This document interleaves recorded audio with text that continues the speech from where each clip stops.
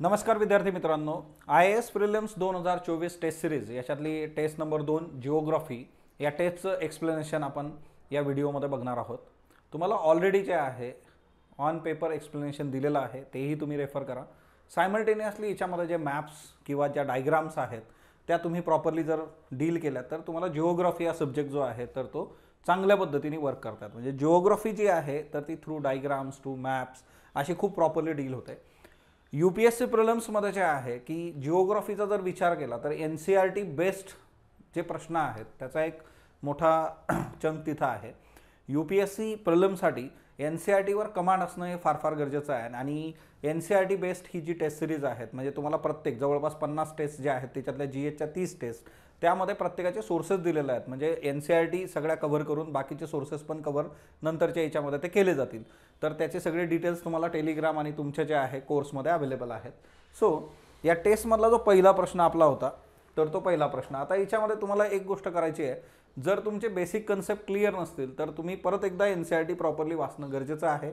तसं या टेस्ट सिरीजच्या एक्सप्लेनेशनमधूनच तुमचा कितीतरी सिलेबस जो आहे तो खूप प्रॉपरली रिवाईज होणार आहे। पण स्टील जर तुम्हाला असं वाटत असेल की या छोट्या छोट्या गोष्टींमध्ये मला जरा रिकॉल होत नाही आहे तर देन गो बॅक टू NCERTच, त्याला प्रॉपरली रीड करा आणि तिच्यातून गोष्टी ज्या आहेत त्या वर्क करा। सो पहिला प्रश्न, asteroids are found between the orbits of Mars and Jupiter. बरोबर आहे बघा, ॲस्टेरॉइड जे आहे तर ते मार्स आणि ज्युपिटरमध्ये आपल्याला सापडतात। सो हा मार्स आहे आणि हा इकडं ज्युपिटर आणि मध्ये जे आहे तर हे ॲस्टेरॉइड्स आहेत बघा। हा ॲस्टेरॉइडचा बेल्ट आहे, हे एक रॉक्स असतात बघा, एक प्रकारची दगड आहेत आणि ते तिथं असतात।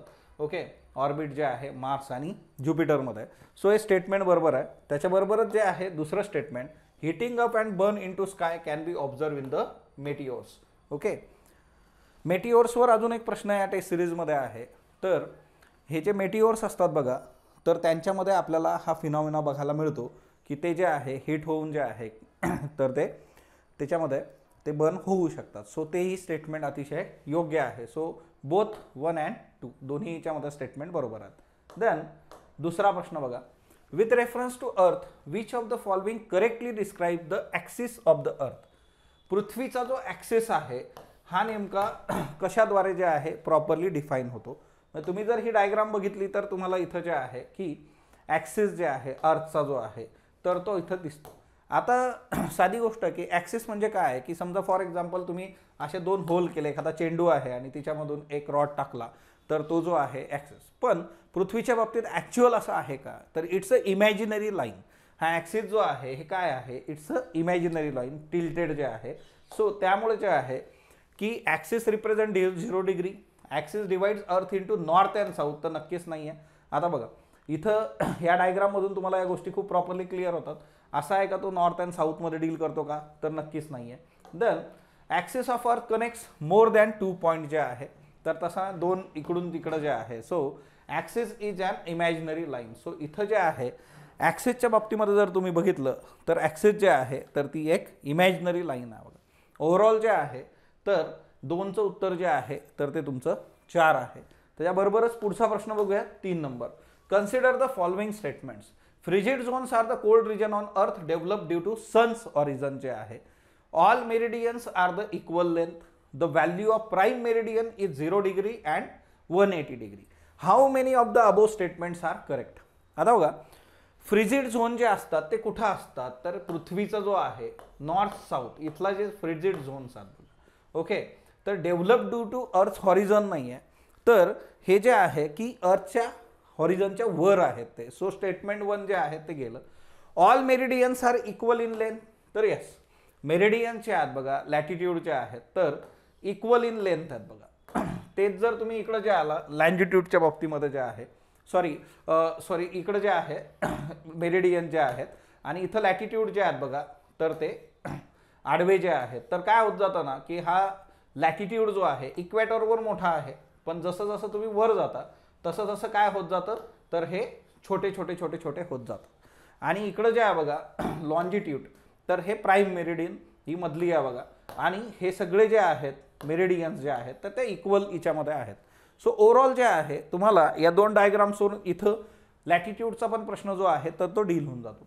यामध्ये दुसरी बाब जी आहे की प्राईम मेरिडियन 0 आहे आणि याच्यापासून मग तुम्ही ईस्ट वेस्ट जे आहे 180 डिग्री जे आहे काउंट करत इकडे जाता, तिच्यावरून जे आहे आपल्याला वेळ आणि त्याच्याशी रिलेटेड गोष्टी डील होतात. सो इथं जे आहे तुमचा जो दुसरं स्टेटमेंट आहे ते ओके आहे, त्याच्यामुळे जे आहे all meridians are equal in length. So एकंदर जे आहे याच्यामध्ये सेक्शन 3 नंबरचा जो प्रश्न आहे आपला, त्याचं जे उत्तर आहे तर ते ऑनली वन स्टेटमेंट जे आहे. ओके, सो 3चं उत्तर ए आहे. Then next one, consider the following statement. The earth has divided into 24 time zones of 1 hour each. Each zone of Earth covers 15 degree of longitude. India is located east of Greenwich, 82 degree 30 east, and is 5 hours and 30 minutes ahead of GMT. आता हा जो प्रश्न आहे, एक तर तुम्ही तुमच्या मोबाईलमध्ये घड्याळ वगैरे सेट करता, तिच्यामध्ये तुम्हाला हे 5.30 मिनिटचं जे गणित आहे तर ते तिथं दिसत असतं. ओव्हरऑल जे आहे की अर्थला आपण जे आहे 24 टाइम झोन्समध्ये डील केलेलं आहे. आणि हे सगळं बघा, अर्थ जे आहे 360 डिग्री, सो 24 × 50 असं जर गणित केलं तुम्हाला हे मिळणार 360. ओके, 15 डिग्रीचा प्रत्येक एक झोन जो आहे. आणि ग्रीनविचच्या ईस्टला म्हणजे जे आहे भारताच्या बाबतीमध्ये आपण GMTच्या अहेड आहोत. तीनही स्टेटमेंट जे आहेत तर ते योग्य आहेत बघा. So only 3. The next one, आता बघा तुम्हाला एक दुसरा प्रश्न इथं विचारला जाऊ शकतो प्राईम मेरिडियनवर. ओके, 0 डिग्री बघा इकडं. Okay, 0 degree prime meridian. आता या प्राईम मेरिडियनवर कुठले कुठले देश जे आहे तर ते वसलेले आहेत, हा एक प्रश्न आपल्याला UPSC विचारू शकते. So United Kingdom is there, France is there, Spain is there, Algeria, Mali, Burkina Faso, Togo, Ghana. Okay, so MCQ इथंही बनवू शकतो. Which of the following countries located on prime meridian. So हे एक तयार करून ठेवा. ओके, आणि हा खाली जे बघा क्यून माउल्ट लँड जे आहे हा ॲक्च्युली रिजन ऑफ अंटार्क्टिका आहे. सो हा एक रेफरन्स लक्षात ठेवा. Then with reference to world geography which of the following is correct. World जिओग्राफीचा विचार करता आपला जो 5वा प्रश्न आहे त्यात काही स्टेटमेंट्स आहेत. Asia covers about 1/3 of the total land area of the अर्थ. आता एशिया जो आहे सर्वात मोठा खंड आणि तो जो आहे 1/3 लँड एरिया तुमचा कव्हर करतो. It's okay. Africa is the 3rd largest continent after Europe. तर नाही, Africa is the 2nd largest. Ural mountains are located on the west of Europe. आता बघा युरल माउंटेन्स काय करतात, तर युरल माउंटेन्स हे एशिया आणि युरोप यांना सेपरेट करतात बघा. ओके, युरल माउंटेन जे आहेत एशिया आणि युरोपला सेपरेट करतात, हे युरल माउंटेन्स आहेत. सो ऑब्वियसली इकडं काय आहे, ही ईस्ट आहे, हा वेस्ट आहे. युरोपच्या ईस्टला जे आहे युरल माउंटेन्स तुम्हाला इथं दिसतात. सो स्टेटमेंट जे आहे ते चुकीचं आहे, कारण तिथं ते वेस्ट हे केलेलं आहे बघा. ओके, सो इथला जो येतो बघा की Ural mountains located on west नाही, ईस्ट आहे. ओके, देन नेक्स्ट वन जे आहे river Nile flows into Black Sea. आता रिव्हर नाईल जी आहे ती मेडिटेरियन सी मध्ये फ्लो होते, नॉट ब्लॅक सी. आता बघा हा इथं जे आहे blue Nile, white Nile, river Nile कुठं चालली, मेडिटेरियन सी वरती जो आहे तो मेडिटेरियन सी. आता मेडिटेरियनचा रिजन एकदम न्यूजमध्ये आजच्या डेटमध्ये तुम्हाला प्रश्न विचारले जाण्याचे चान्सेस आहे. ब्लॅक सी नेमका कुठे आहे, आता बघा हा मेडिटेरियन सी इकडं आला, इकडं वरती ब्लॅक सी आहे. तो ब्लॅक सीचा काय कन्सर्न नाही. आता तुम्हाला एक गोष्ट लक्षात घ्यायची येतं की इथं जे आहे नाईल कुठून वाहते, आफ्रिकन कंट्रीजमधून. ब्लॅक सीचा रेफरन्स कुठं येतोय, तर तो रशिया, युक्रेन, युरोप इकडं जे आहे तर हा इकडं ब्लॅक सी आहे बघा. इकडं रशिया आहे, हा युक्रेन आहे. इथं तुम्हाला वरती सी ऑफ अझोव आहे. हा पण एक प्रश्न विचारला जाऊ शकतो की सी ऑफ अझोव कुठं आहे, रशिया आणि युक्रेनच्या मध्यभागी. हा इथं ब्लॅक सी आहे, टर्कीच्या मध्ये जे आहे तो टर्की आणि मेडिटेरियनच्या मध्ये काय आहे तर तो ब्लॅक अँड मेडिटेरियनच्या मध्ये टर्की. हा UPSCने विचारलेला प्रश्न आहे. सो तुम्हाला जे आहे बऱ्याचदा तो फॅक्ट जर लक्षात नसेल तर त्या केसमध्ये तुम्ही काय करू शकता की त्याला सिंपली जे आहे कोरिलेट करा की हे नेमकं कुठं आहे, नाईल कुठून वाहते, मग त्याला बॉर्डर करणारी कुठली वॉटर बॉडी आहे, तसं तुम्ही डील करणं अपेक्षित आहे. हे सगळे प्रश्न मी तुम्हाला मॅपच्या माध्यमातून दाखवतोय, त्याचं बेसिक रिझन एकदम क्लिअर आहे. जर तुम्ही मॅप्स चांगले केलेत तर तुम्हाला हे प्रश्न तर डीलच होतील, पण तुमची ऑडिओ व्हिज्युअल मेमरी जी असते बघा आपली, तर व्हिज्युअलायझेशन ज्या वेळेस केलं जातं तर ते वारंवार तुम्हाला ब्लॅक सी असंही न्यूजमध्ये आहे. आता सगळं इस्रायल आणि याच्यामध्ये रशियाने इथं त्यांचे जे आहेत तर युद्धनौका आणून ठेवल्या होत्या तिकडे, मेडिटेरियन असंही न्यूजमध्ये वरती इस्राईल आणि त्याच्यामुळे. सो हे रेफरन्सेस चांगले लक्षात ठेवा. ग्रेट रेनेसन्स डॅम पण खूप महत्त्वाचा आहे बघा.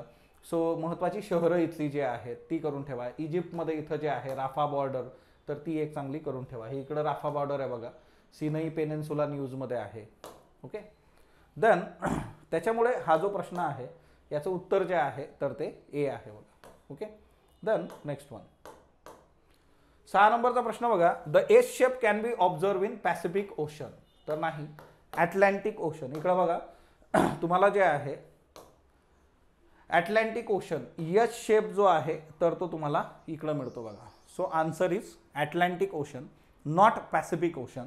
इकडं तुम्ही जर आलात बघा तर त्या केसमध्ये तुम्हाला दुसरं स्टेटमेंट जे आहे it is about Bering strait जे आहे. So Arctic ocean is connected to Pacific ocean through Bering strait. तर हे दुसरं स्टेटमेंट मात्र योग्य आहे. हा मॅप तुमच्या समोर आहे.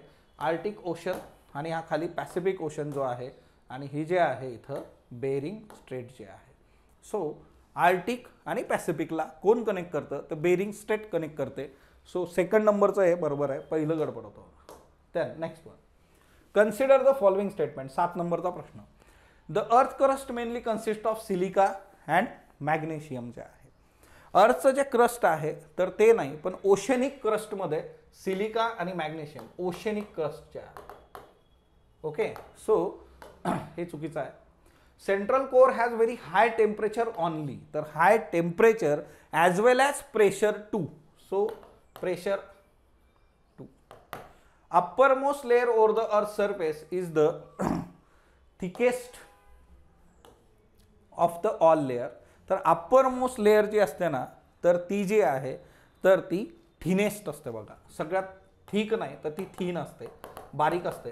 So it's a thick. So तिन्हीचे तिन्ही चुकीचे आहेत. So none of the above जे आहे. Next one.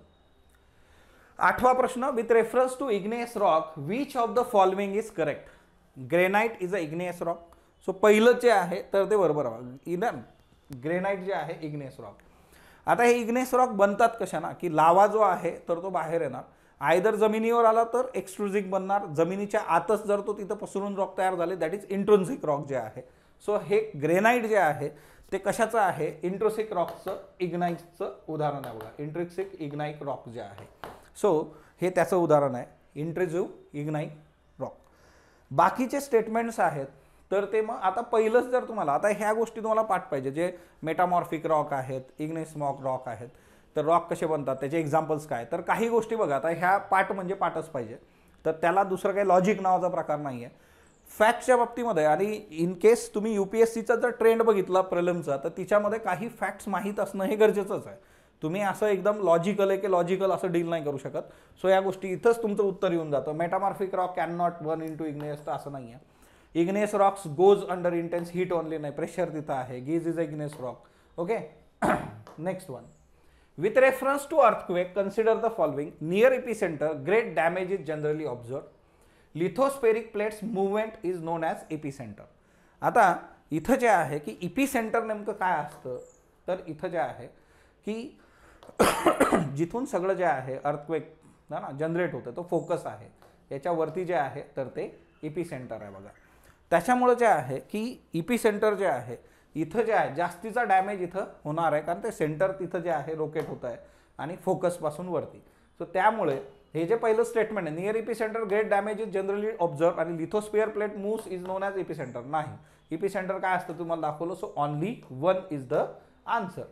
Consider the following statement. Deltas are depositional features of river. Levees are the erosional hollows form during the river's course.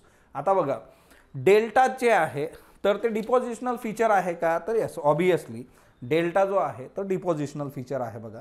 आणि levies जे आहेत ते पण काय असतं, इरोजनल फीचर नाही आहे तर ते डिपॉझिशनल फीचरच आहे. त्याचं रिझन आता इकडं जे आहे तुम्ही बघितलं तर रिव्हरच्या बाबतीमध्ये हा रिव्हरचा सोर्स आहे बघा. सो रिव्हर आणि इतर पण जे आहे की विंड्स असेल, लँडफॉर्म्स तुम्ही चांगले डील केले पाहिजे. सो इथं जे आहे बघा लेवी जे आहे हे तुम्हाला विचारलेलं आहे. तर हे काय होतं, रिव्हर ज्या वेळेस असे टर्न जाते बघा तर हा सगळा गाळ इकडं जातो ते हायर जरा उंचवटा तिथला वाढतो. So it's a depositional. Okay, then इथं डेल्टा आहे. डेल्टा जे आहे बघा देन आता याच्यामध्ये तुम्हाला वेगवेगळे फीचर्स आहेत म्हणजे स्टेजेस ऑफ रिव्हर. तर ही पण PDF जी आहे तर ती मी तुम्हाला शेअर करेन. सो ती पण तुम्ही जे आहे ॲपमध्ये प्रॉपरली डील करू शकता. तिच्यातून पण तुम्हाला गोष्टी ज्या आहेत तर त्या क्लिअर होतील की हां डिपॉझिशनल फीचर कुठल्या आहे, इरोजनल फीचर कुठल्या आहेत आणि त्याच्यातून तुम्हाला गोष्टी ज्या आहेत तर त्या डील.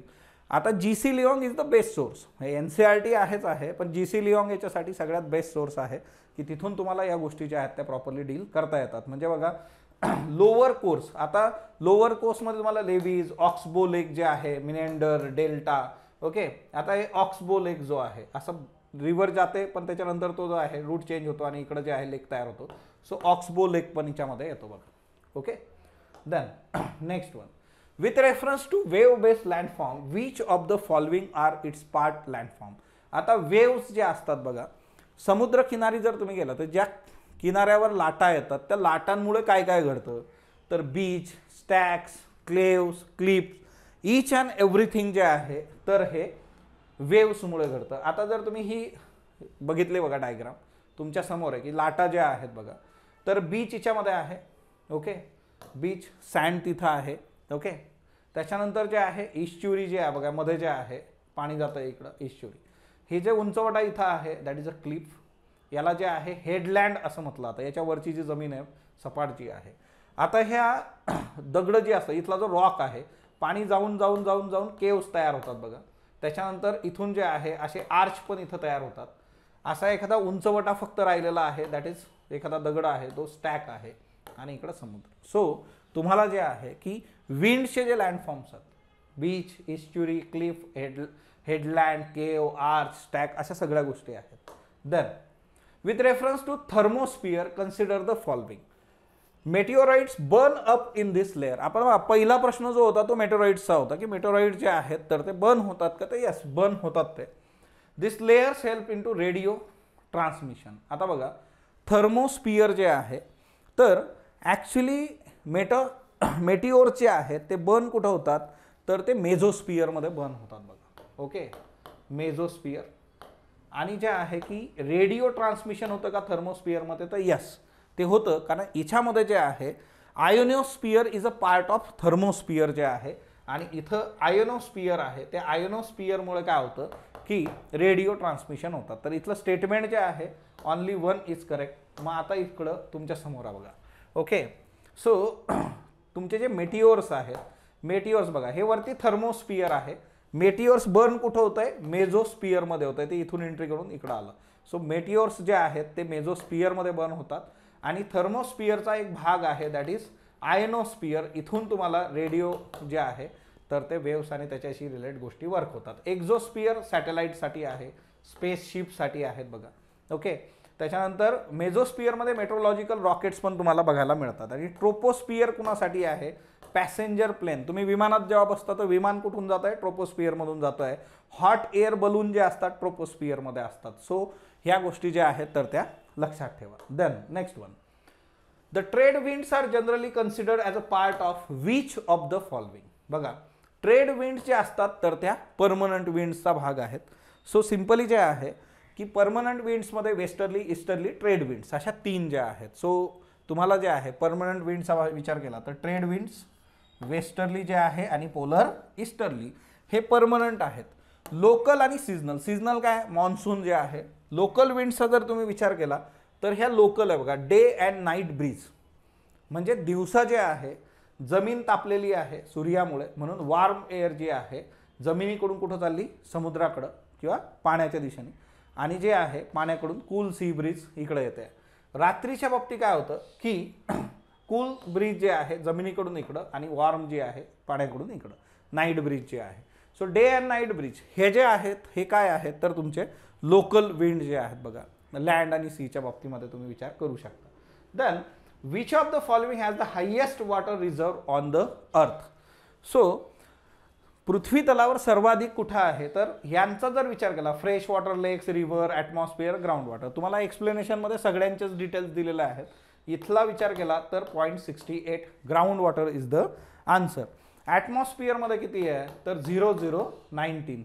रिव्हरमधला विचार केला तर 0.0001. फ्रेश वॉटर लेक्सचा जर विचार केला तर 0.009. So which of the following highest water reserve? Groundwater is the answer. Then next one. Consider the following statements. During the full moon, spring tide occurs. Yes, आता बघा ज्या काही टाइड्स असतात ते दोन प्रकार आहे, एक स्प्रिंग टाइड आणि दुसरं जे आहे तर ते नीप टाइड. सो जेव्हा फुल मून असतो तेव्हा स्प्रिंग टाइड म्हणजे जे आहे मोठी लाट जी आहे. When moon is in is first and last quarter, high नाही लो, कारण इथं काय होतं, इथं राईट अँगल बनतो बघा. सन आहे, ही अर्थ आहे आणि इथं जे आहे मून आहे. हा सन आहे, ही अर्थ आहे आणि हे मून आहे बघा. सो अशी सिच्युएशन असते. 2 नंबरचं जे स्टेटमेंट आहे, सो हा राईट अँगल ट्रायंगल बनतो, इकडून एनर्जी इकडून एनर्जी. सो नीप टाईड जे आहेत सो लो. आणि नीप टाईड्स हेल्प्स इन नेव्हिगेशन. असा जो तिसरा स्टेटमेंट आहे तर नाही, हाय टाईड्स तुम्हाला नेव्हिगेशनसाठी हेल्प करतात. So which of the above statement is correct? Only 1. आता इथं पण तुम्हाला इथं क्लिअर होऊन जाईल बघा. स्प्रिंग टाईड जे आहे, स्प्रिंग टाईड कुठं असतं? मून, सन अँड अर्थ इन अ स्ट्रेट लाईन. तर याच्यामध्ये व्हेरी हाय. ओके, सो इथं जे आहे तुम्हाला इकडं बघा मून आहे, अर्थ आहे आणि इकडं सन आहे. एका लाईनीत हे आलेत. आयदर न्यू मून म्हटल्यानंतर बघा अर्थ आणि सनच्या मध्ये मून असणार आहे. फुल मून ज्या वेळेस असेल तर सन, अर्थ आणि इकडं मग सगळ्यात शेवटी जे आहे तर तो सूर्य आपला चंद्र असणार आहे, मून. सो हे लक्षात ठेवा. न्यू मूनच्या वेळेस अर्थ आणि सनच्या मध्ये चंद्र असणार आहे आणि इकडं जे आहे फुल मूनच्या वेळेस सूर्य आणि चंद्राच्या मध्ये पृथ्वी असणार आहे.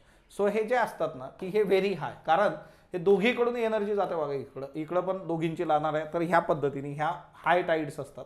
आणि इकडं जेव्हा 90 डिग्रीचा अँगल बनतो तर त्यावेळेस थर्ड क्वार्टर, फर्स्ट क्वार्टर हे जे आहे नीप टाईड्स आहेत बघा. When the moon and sun creates the right angle with earth, lower than spring tide but higher than sea level. So low tides occur in sea जे आहे. So त्याच्यामुळे जे आहे तर आणि हाय टाईड जे असतात त्या नेव्हिगेशनला तुम्हाला हेल्प करतील, न की low tides. Consider the following statements. Labrador ocean current is a cold current. Generally the warm ocean current originate near equator. Gulf stream is a warm current. 3 तुम्हाला स्टेटमेंट्स आहेत बघा. 3ही स्टेटमेंट बरोबर आहे. हे जे लॅब्राडॉर ओशन करंट आहे बघा, आता इथं तुमच्या समोर सगळे ओशन करंट्स आहेत. लॅब्राडॉर ओशन करंट जो आहे तो कोल्ड ओशन करंट आहे. गल्फ स्ट्रीम जी आहे तर हे रेड कलर मधले जे आहे ते वॉर्म ओशन करंट्स आहेत. आता हे कुठून चाललंय तर हे इक्वेटरकडून तुमच्याकडे चाललंय, कारण इथं काय होतं, सूर्याचे किरण इथं पडणार आहेत, त्याच्यामुळे इथं वॉर्मनेस आहे आणि इथून मग ते तिकडे जाईल आणि वरतून जे येणार आहे तर इथं पोलर रिजन आहे. सो तिकडून तुम्हाला लॅब्राडॉर करंट जे आहे, थंड जे आहे तर ते बघायला मिळतं. सो कोल्ड आणि हे. ओके, सो 3ही स्टेटमेंट बरोबर आहेत तुमचे. Done. Consider the following statement. Sky is cloudless and clear in Sahara desert. आता सहारा डेझर्टमधली सिच्युएशन कशी असते तर येस, क्लाउडलेस आणि क्लिअर असतो बघा सन जो आहे तो. ओके, स्काय जे आहे, टेम्परेचर आहे. The nights in Sahara can be warm due to inversion of temperature. Warm नसतात बघा, तर त्या कोल्ड असतात, फ्रीजिंग कोल्ड. तुम्ही बघा राजस्थानमधली स्थिती काय आहे, ते पण डेझर्ट आहे, तुम्ही कम्पेअर करू शकता. रात्री खूप थंडी, दिवसा खूप गरमी जे आहे. So warm. Bedouins and Tuaregs inhabit the Sahara desert. ह्या ट्राईब्स आहेत बघा तिथल्या, तर त्या तिथं राहतात. So only 2 is the answer. Bedouins and टुरेक्स.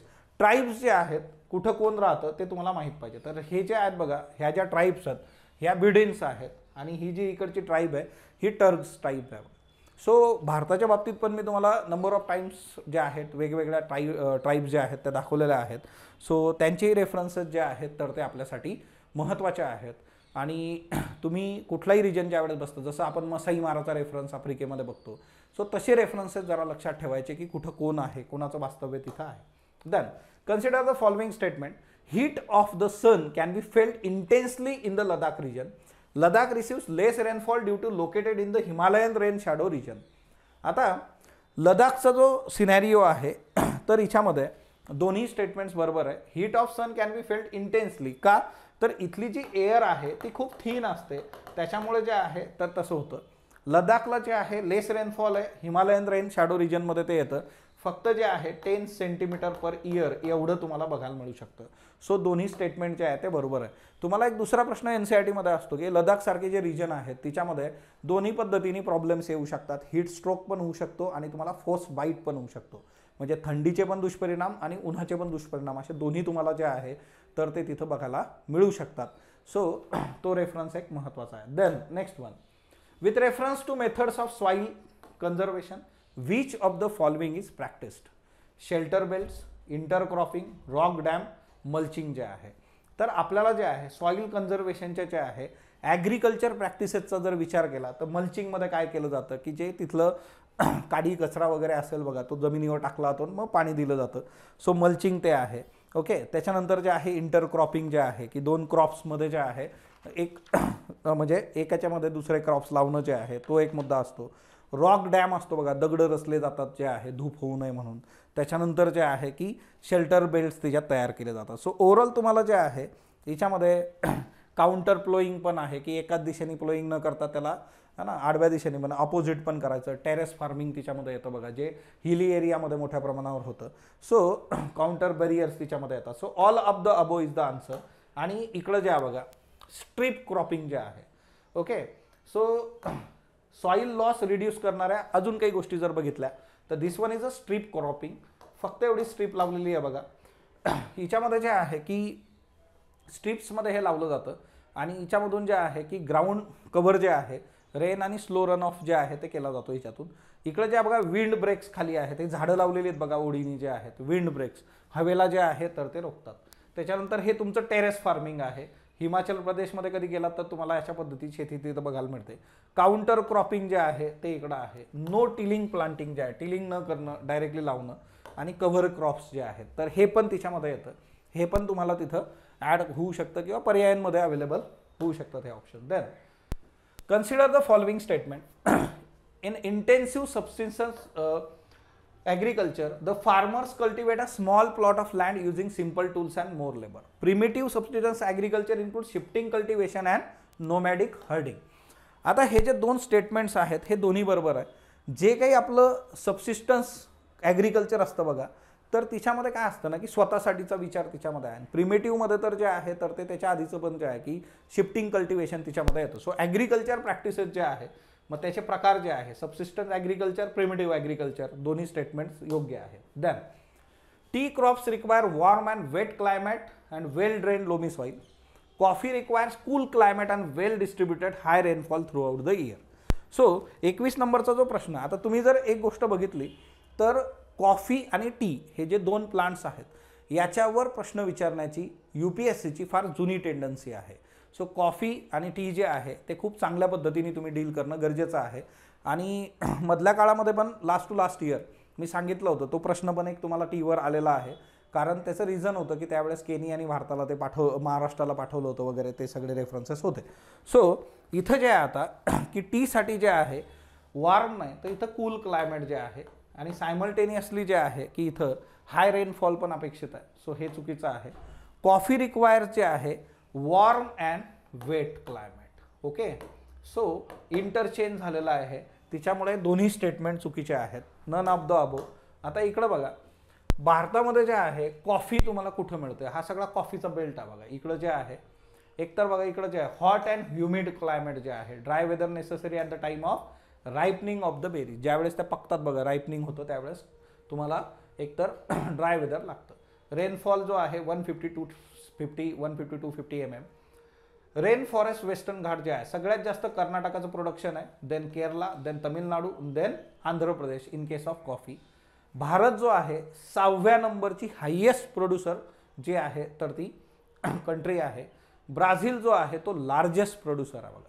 So भारतामध्ये आता तुम्ही जर बघितलं तर वेगवेगळे कॉफीचे प्रकार रोबिस्टा, अरेबिका, एक्सलेल्सा, लायबेरिका. तर भारतामध्ये अरेबिका आणि रोबिस्टा अशा दोन ग्रो केल्या जातात. हा जगाचा मॅप तुमच्या समोर आहे.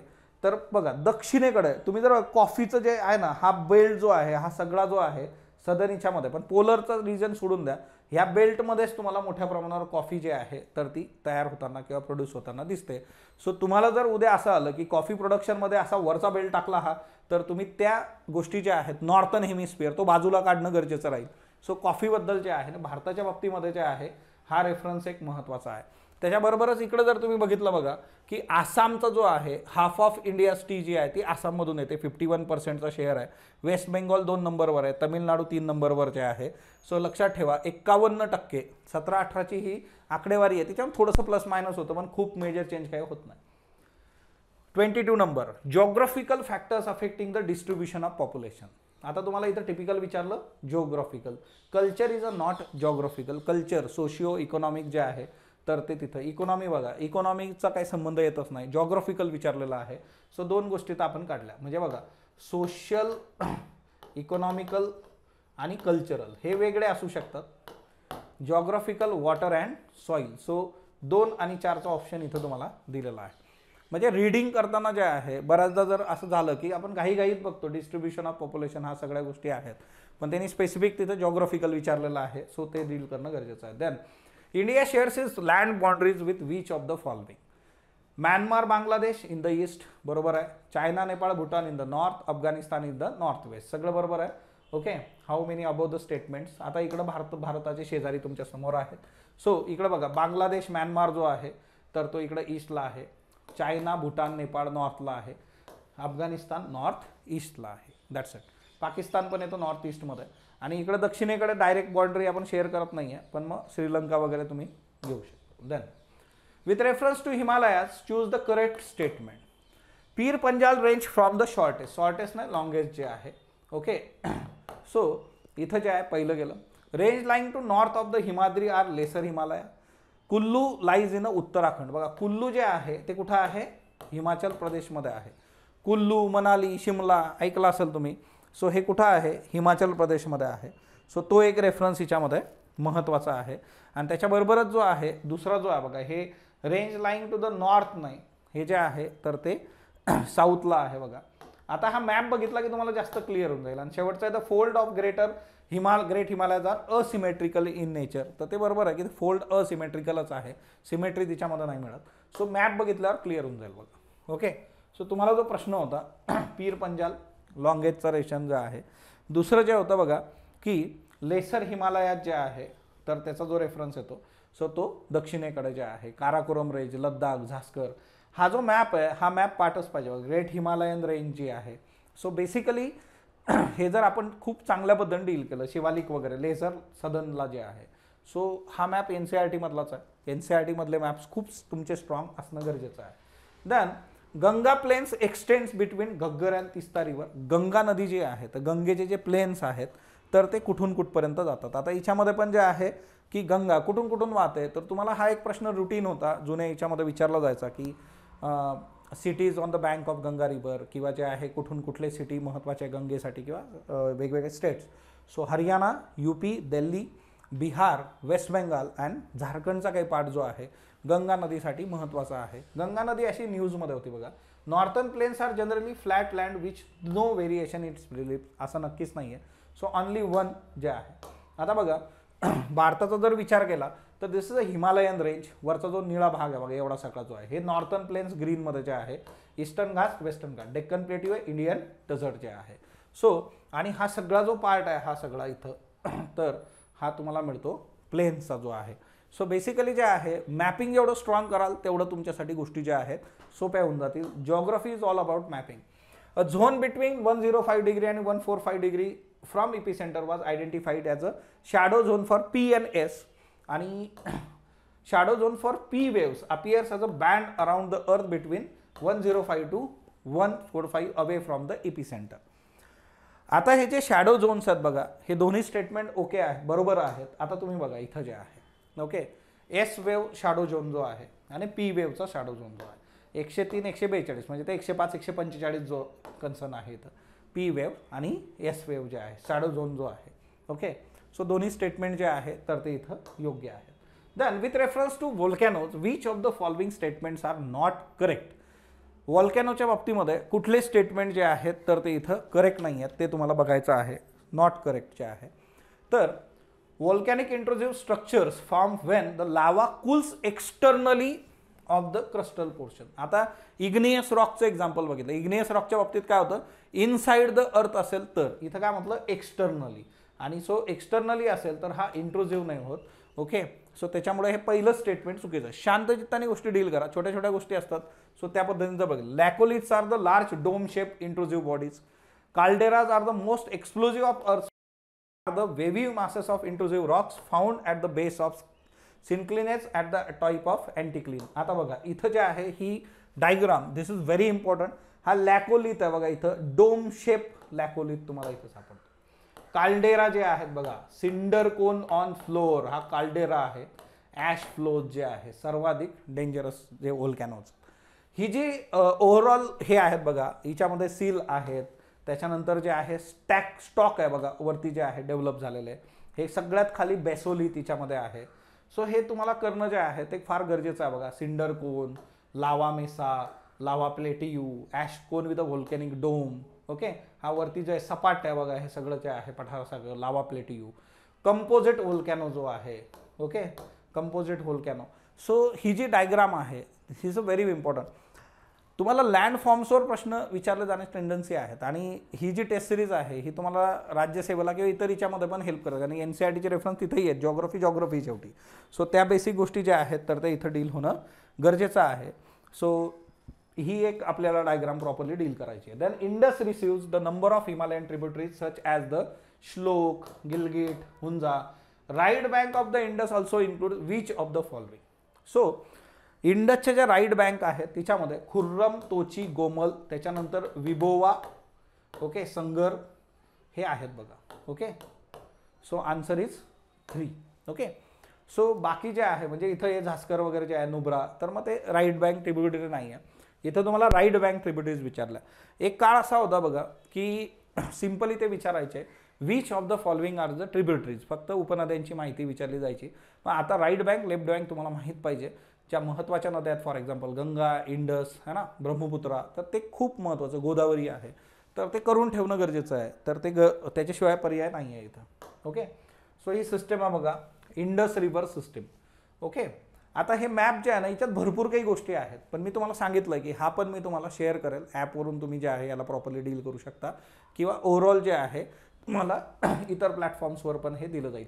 आता इथं सिम्पली आहे Pakistan, India, Tibet, China, Afghanistan, कसलं पसरलेलं बघा इंडस जे आहे. मग इंडसच्या ज्या आहेत चिनाब, रावी, सतलज, झेलम है ना. मग Indus water treaty, Indus water ट्रीटीमध्ये भारताकडून कुठल्या आहे, राजा बना सुलतान तुम्हाला सांगितलं होतं. सो राजा बना सुलतान जे आहे, रावी, सतलज जे आहे. ओके, सो ओव्हरऑल त्या गोष्टी ज्या आहे बियास, तर त्या नीट करून ठेवायच्या. तिथंही प्रश्न तुम्हाला डील होतो बघा. Then the river Barakar is the main tributary of which of the following river. Damodar, Damodar नदीची ट्रिब्युटरी आहे. दामोदर नदी तुमच्या समोर आहे बघा. इथं जे आहे बराकर जे आहे, Damodar basin, Barakar river is the main tributary of the बरोबर. ओके, बराकर जे आहे. Then next one, it flows toward the west till Telwarwa and then takes southward direction to join the run of Kutch. The entire river system is ephemeral. Luni river जी आहे याच्यासाठी महत्त्वाची आहे बघा. Run of Kutch तुम्हाला जे आहे, लुनी रिव्हर जी आहे, नागा हिल राजस्थान अजमेर जे आहे बघा, बंदी रिव्हर. सो लुनी रिव्हर जी आहे तर ही नंतर जी आहे तुम्हाला भेटत नाही, इफिमेरल आहे, ती तिथं हरवून जाते. So Luni river run of कच्छमधून जाऊन नंतर नष्ट होते. Consider the following statements. The easterly jet stream is responsible for the burst of the monsoon in India. 31 नंबरचा जो प्रश्न आहे तर तो मान्सून संबंधीचा आहे. Okay statement.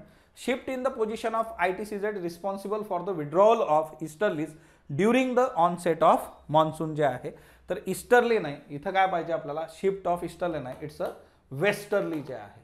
आता ITCZ, आता हे जे बेसिक कन्सेप्ट आहे, मान्सून कसा तयार होतो, काय होतं, तर ते तुम्ही प्रॉपरली डील केलं पाहिजे. Dry spell over the west coast of India are generally associated with the break of monsoon.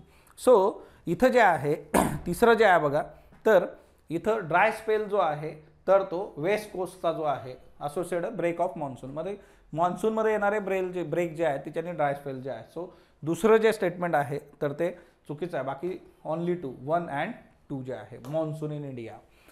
Evening thunderstorms known as Bordoisila can be observe to be named mainly in which of the following state. आता बघा, कालबैसाखी वगैरे तुम्ही ऐकलं असेल की ह्याच्या लूजचा जर आपण विचार केला की ज्या पद्धतीने गोष्टी ज्या आहेत तर त्या याच्या बाबतीमध्ये वर्क होतं. म्हणजे फॉर एक्झाम्पल की आसाम असेल किंवा वेस्ट बेंगॉल असेल, तर इव्हिनिंग थंडरस्टॉर्म जे तिथं आहेत तर ते बेंगॉल आसाममध्ये आहेत आणि कालबैसाखीचे रेफरन्स तुम्हाला मिळतात. पण त्याला जे आहे बरडोईसिला जे आहे हे कुठं म्हटलं जातं, आसाममध्ये म्हटलं जातं.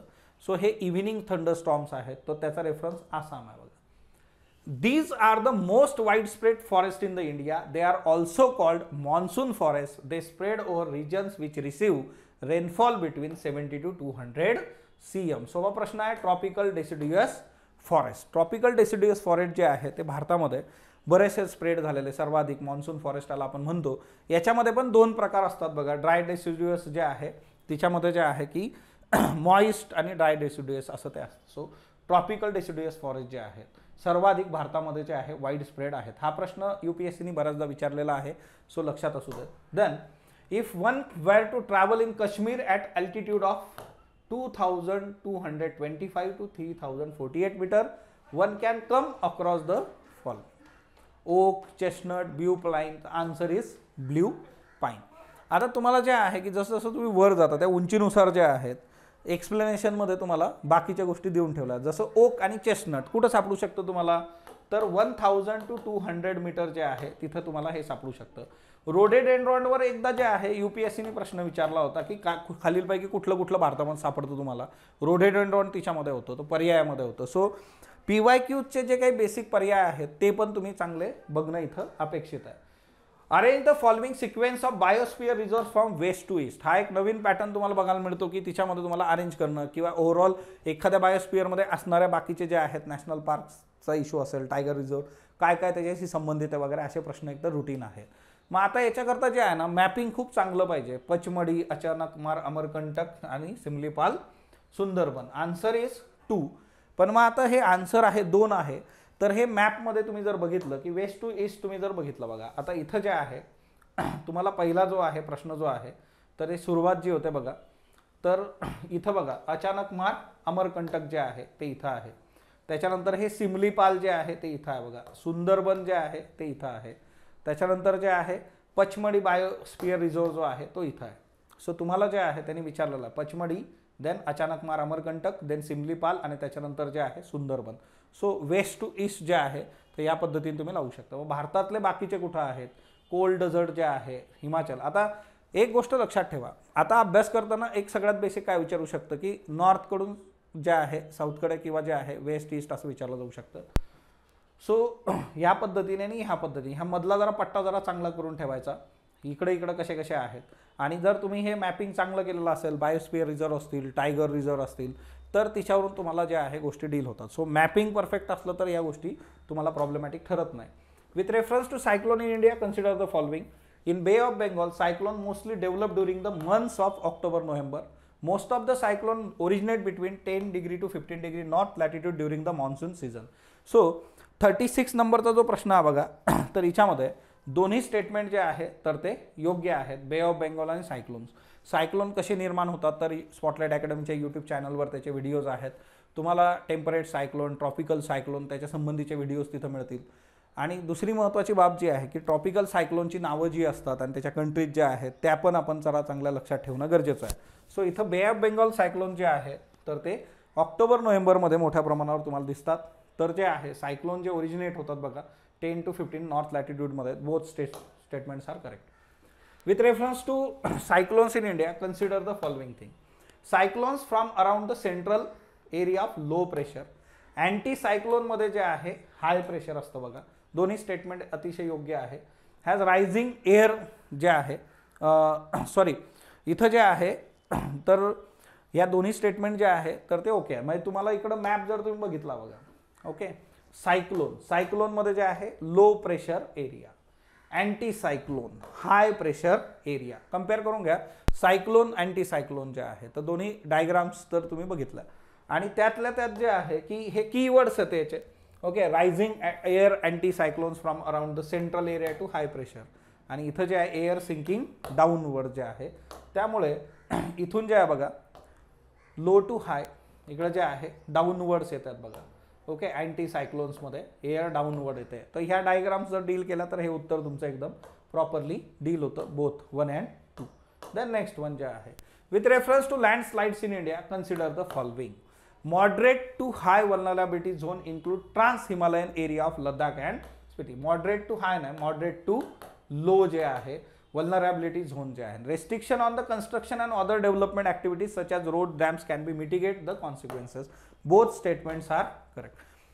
उत्तराखंडमध्ये जे काही जोशी मठ आणि ते रेफरन्सेस झालेलं आहे, तर तुम्हाला जे आहेत वल्नरेबल तिथले जे आहेत लँडस्लाईडचे इश्यू, तर त्याचे मॅप रुटीन आपल्या लेक्चर्समध्ये मी दाखवलेलं आहे, तर हे तुम्ही जरा बघणं अपेक्षित आहे बघा. तर next one, gorge is the shallow valley with steep and rocky side walls. Playas are the low flat central area of the basin of inland. आता जॉर्ज जे असतं तर ते शॅलो नाही, डीप असतं बघा. ओके, जॉर्ज जे आहे डीप आहे, त्याची डायग्राम आपण बघू, तिच्यातून गोष्टी ज्या आहेत त्या वर्क होतील. प्लायाज जे आहे low flat central area of the basin of inland drainage. This is okay, only 2 जे आहे. आता बघा हा जॉर्ज आहे. ओके, रॉकचे त्याला वॉल्स आहेत आणि हा डीप आहे बघा. That's a basic. Okay, then इकडं जे आहे तर हा प्लाया आहे, site of former or occasional lake जे आहे बघा. Then next one, consider the following. Big bang theory consider expanding universe hypothesis. Big bang theory जी होती तर ती काय करते बघा, एक्सपांडिंग युनिवर्स जे आहे. एडविन हबलनी आपल्याला जे आहे बिग बँगचा रेफरन्स जो आहे तो दिलेला आहे, एडविन हबल जे आहे. ओके, आणि त्याच्याबरोबरच जे आहे nebular hypothesis. It considered that the planets were form out of cloud of material associate with the youthful sun which was rotating जे आहे, स्लोली रोटेटिंग. 40 जे आहे त्याचे दोन्ही स्टेटमेंट बरोबर आहे. एक युनिव्हर्सशी संबंधित ज्या काही थेरीज आहेत, आता हे प्रश्न तुम्हाला स्टेट सर्व्हिसेसमध्ये विचारले जातात इकडे UPSCमध्ये. आणि प्लेट टेक्टॉनिक थेरी पण जी आहे ती पण चांगली करा, त्याच्याशी असोसिएट एक प्रश्न आपल्याकडे होता आधीच्या याच्यात आपण बघितला. Both are correct. Then body waves changes their direction as they reflect or refract when coming across materials with the different densities जे आहे.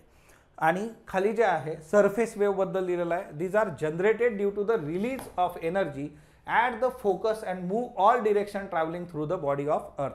सो हे इंटरचेंज आहे बघा. This is all about body waves and this is all about surface wave जे आहे.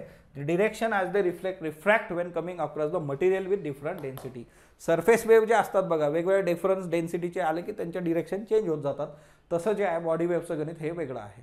So दोन्ही जे आहे इथं तुम्हाला विचारला करेक्ट जे आहे नन, आन्सर इज 4 जे आहे. देन नेक्स्ट वन जे आहे 42 नंबरचा प्रश्न बघा. 42 जे आहे, the upper portion of the crust is called as asthenosphere. Okay, तर upper portion of the crust नाही, the upper portion of mantle जे आहे त्याला तुम्ही म्हणणार asthenosphere. Oceanic crust is thicker as compared to oceanic crust. तर ही जी असते oceanic crust is thinner, not thicker. Okay, the outer core is liquid state while the inner core is in solid state. This statement is okay. So only 1 जे आहे. आता इकडे बघा, तुम्हाला जर विचारलं यांनी तर इथं बघा इनर कोर जो आहे सॉलिड, आउटर कोर जो आहे तर तो लिक्विड. डायग्राम्स चांगल्या करायच्या, तिथं प्रॉब्लेम येणार नाही. सो इथला स्टेटमेंट आउटर कोर जे आहे लिक्विड, इनर कोर जे आहे तर ते सॉलिड आहे बघा. Okay, solid liquid. Okay, then mantle जे आहे, मॅन्टलचा वरचा पार्ट जो आहे ॲस्टोनोफियर इथं आहे. ओशनची जी क्रस्ट आहे बघा ती 5 ते 70 ची आहे. आणि जे आहे ओशनची बारीक आहे बघा, ही क्रस्ट जी आहे रिजिड बाहेरच्या याची जी आहे तर ही थिक असते. ओशनची क्रस्ट जी आहे तर ती इकडं बघा तर ती बारीक आहे बघा. ओके, थिन आहे त्याच्यापेक्षा. Then the shadow zone of S wave is little over 40% of the earth surface. Shadow zone of S wave is much larger than that of P waves. Direction of vibrations of S wave is perpendicular to the wave's direction to the horizontal plane. आता इथं जे आहे की shadow zone जे आहे तर तो S वेव्हचा जो आहे तो much larger than P waves आहे. स्टेटमेंट अतिशय योग्य आहे बघा. त्याच्याबरोबरच जे आहे 3 नंबर जे आहे तर ते जे आहे इथं हॉरिझॉन्टल नाही, it is a vertical plane. Okay, it's a vertical plane and shadow zone of S wave is little over 40% of the total earth surface. तुम्हाला वरती जो आहे शॅडो झोनची जी आहे तर ती पी आणि एस वेव्हची डायग्राम दिलेली आहे, ती जरी बघितली तरी हे क्लिअर होऊन जातं. सो इथं only 2 statements are correct. Okay, तिसरं जे आहे याला डिरेक्शन ऑफ व्हायब्रेशन जे आहे ते व्हर्टिकल असतं बघा, not horizontal. S waves, P waves moves faster and are the first to arrive at surface. याला प्रायमरी वेव्स असं म्हटलं जातं. ओके, सरफेसला पहिल्यांदाच जे आहे त्याची एंट्री होते. The P waves are similar to the sound waves. P waves travel through gaseous, liquid and solid material जे आहे. So only 3 is the answer. Okay, correct काय आहे 3चे 3 जे आहे बघा. P waves, S waves the basic आहे, earthquake आणि त्याच्याशी रिलेटेड वेव्स जे आहेत. These volcanoes are characterized by the eruption of cooler and more viscous lava than basalt. These volcanoes often result explosive eruption जे आहे बघा, along with lava large quantity of pyroclastics material ashes find their way to ground. याच्यामध्ये जे आहे कुठला आहे बरं हे, तर हा कंपोजिट वोल्कॅनो तुम्हाला दाखवला बघा. कंपोजिट वोल्कॅनो जो असतो तर याच्यामध्ये जे आहे की कूलर असतं बघा, मोर विस्कस लावा असतो बेसॉल्टपेक्षा जे आहे, आणि याच्यामध्ये एक्सप्लोजिव्ह इरप्शन्स तुम्हाला बघायला मिळतात. आन्सर इज कंपोजिट जे आहे. ओके, सो कंपोजिट जो आहे इरप्शन बघा त्या पद्धतीने दाखवलेला आहे, इरप्शन ऑफ लावा जो आहे. ओके, सो एकंदर जे आहे तुम्हाला ॲस्थेनोस्फियर, लिथोस्फियर, ओके, आणि त्याचं जे आहे बघा पायरोक्लास्टिक मटेरियल जे आहे. देन नेक्स्ट वन जे आहे, these are the large dome shaped intrusive bodies with level base on connected with the pipe like conduct. Laccolith is the answer. तिकडे पण एका प्रश्नामध्ये लॅकोलिथचा रेफरन्स होता. these are the लॅकोलिथ्स जे आहे बघा. ओके, इकडे जे आहे ना की तुम्ही डोम लाईफ शेप लॅकोलिथ, ही इथं तिकडे पण एक जी डायग्राम होती ती ब्लॅक अँड व्हाईट वाली, आणि ही इथं जी आहे कलर आहे बघा, डोम लाईफ शेप लॅकोलिथ असतं. The next one, with reference to plate tectonics which can be considered the force for the plate movement, radioactive decay and residual heat within the earth. So both statements are correct. 1 and 2 जे आहे बघा. 47 जे आहे दोन्ही statements याच्यामध्ये correct आहेत. Plate टेक्टॉनिक्स खूप चांगलं करा. टर्की सिरियामध्ये भूकंप आहे, अफगाणिस्तानमध्ये भूकंप आहे, जिकडं तिकडं भूकंप आहे, त्याच्यामुळे प्लेट टेक्टॉनिक्सवर प्रश्न विचारण्याचे चान्सेस जास्त आहेत. Radioactive decay and residual heat within the earth त्याच्यामुळे होत आहे. With reference to the weathering process, mechanical weathering process depends on. आता बघा वेदरिंग प्रोसेस जी आहे की एखादं घर्षण होऊन त्याच्यामधून जे आहे गोष्टी वर्क होणं, याच्यामध्ये मेकॅनिकल वेदरिंग प्रोसेस कशावर डिपेंड करते? Gravitational forces such as the overburden pressure, load, shearing stress, expansion forces जे आहे, temperature, crystal growth, animal activity, water pressures control by the wetting and drying cycle जे आहे. तर 48 जे आहे ऑल ऑफ द अबोव जे आहे बघा, सगळ्या गोष्टी आहेत त्याच्यामध्ये. वॉटरचं प्रेशर आहे, एक्सपान्शन फोर्सेस आहे, ग्रॅव्हिटेशनल फोर्सेस आहे, वेदरिंग त्याच्यामुळे होतं की साधी गोष्ट आहे की एखादा दगड आहे आणि तो तुटतो बघा वेगवेगळ्या याच्यामध्ये. Then with reference to the erosional and depositional process consider the following and select the correct code from the given. Erosional agents include running water, glaciers, wind, waves, ground water. Okay, erosion involves acquisition and transportation of rock debris. Deposition is not actual the work of any agent. बघा डिपॉझिशनसाठी जे आहे ना कुठल्याही एजंटची काही गरज नाही आहे, ते त्याचं जे आहे इरोजनमधूनच ते बाय प्रोडक्ट म्हणून होत जातं.